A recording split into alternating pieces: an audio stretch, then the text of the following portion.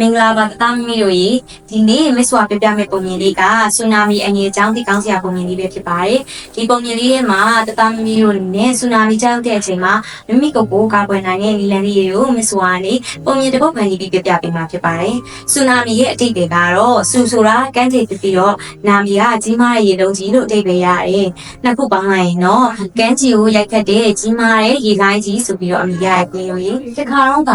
တွားကြီးရှိတဲ့အဲ့ဒီဆိုတာရဲ့အနောက်ဘက်မှာဆိုရင်ကြီးမားတဲ့တောင်ကုန်းတွေနဲ့ဝန်းရံထားပြီးတော့ရွာရဲ့အရှေ့ဘက်မှာဆိုရင်ကြီးမားတဲ့ပင်ကြီးတွေရှိတယ်။အဲ့ရွာလူတွေကတယောက်နဲ့တယောက်မိသားစုတစ်ပွဲချစ်ချစ်ခင်ခင်နေကြတယ်။အဲ့ဒီရွာထဲမှာအရန်လိမ်မာတဲ့ရမင်းဆိုတဲ့ကလေးတယောက်ရှိတယ်။ရမင်းလေးကအရန်လိမ်မာတဲ့အတွက်ရွာသားတွေအကုန်လုံးကလည်းရမင်းလေးကိုချစ်ကြတယ်။ပြီးရင်ရမင်းလေးကအเจ้าမှာစာတော်တဲ့အတွက်လေဆီယာမတွေကရမင်းလေးကိုအရန်ချစ်ကြတာပေါ့။ဒါပေမဲ့ရမင်းလေးမှာ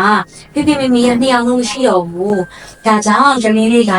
ပိုးပိုးနဲ့အတူတူနေရပေါ့။ဒီနေ့လေကြောင့်ပိုးပိုးနဲ့အတူတူထိုင်နေနဲ့ပိုးပိုးရဲ့ရေဒီယိုအတန်းနေပြီးတော့ရမင်းလေးကထူးခြားတဲ့သတင်းပုတ်ကိုကြားလိုက်တာပေါ့။ဘာသတင်းလေးဆိုတော့ဆူနာမီကြောင့်မှဖြစ်တဲ့အတွက်လူတွေကြိုတင်ရှောင်ရှားခဲ့အောင်ဆိုတဲ့သတင်းလေးကိုရမင်းလေးကကြားလိုက်တာပေါ့။အဲ့ဒီသတင်းလေးကိုကြားပြီးတော့ရမင်းက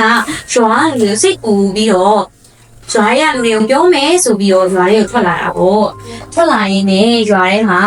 တင်ငယ်ချင်းတယောက်နဲ့တွေ့တယ်ဘာတူလဲဆိုတော့တင်ငယ်ချင်းဝေဖြိုးနဲ့တွေ့ရပေါ့တင်ငယ်ချင်းဝေဖြိုးကိုရမင်းလေးကဆူနာမီကြောင့်မှဖြစ်တဲ့အတွက်ငါးဖမ်းတင်မော်တွေပင်လယ်ကိုမထွက်ဘူးပြီးရွာထဲကလူတွေကိုတောင်ကုန်းပေါ်ကိုပြောင်းရွှေ့နေထိုင်ဖို့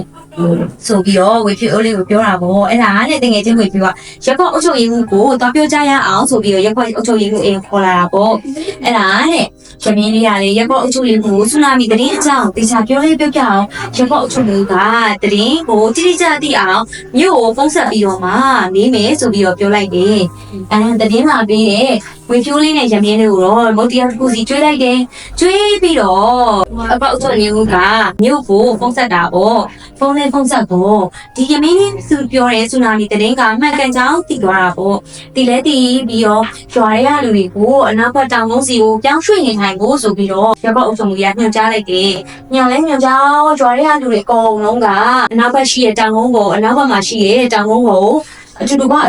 ကြတာပေါ့ရွာသားတွေလည်းပြောင်းရွှေ့လို့မှမကြဘူးဆူနာမီလိုင်းလုံးကြီးကတက်လာပြီးတော့ရွာတစ်ခုလုံးကိုဖျက်ဆီးသွားတာပေါ့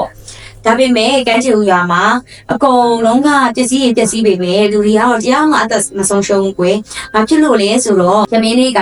ဒီဆူနာမီအန္တရာယ်ကြောက်ရောက်မဲ့အကြောင်းလေးကိုသိရှိပြီးတော့ကြိုတင်ကာကွယ်နီလန်တွေသုံးလိုက်တဲ့အတွက်အသက်ဆုံးရှုံးမှုမရှိတာပေါ့ကလေးတွေပုံမြင်လေးရတာပါပဲကွယ်။တသားမီမီတို့တွေလည်းအခုလိုအန္တရာယ်ကိုကြိုတင်သိပြီးတော့ဖြစ်လာတဲ့အခါမှာဆိုရင်လည်းကြိုတင်ရှောင်ရှားနိုင်ပါစေလို့မစ်စွာကတော့ဆုမကောင်းတောင်းပေးလိုက်ပါတယ်။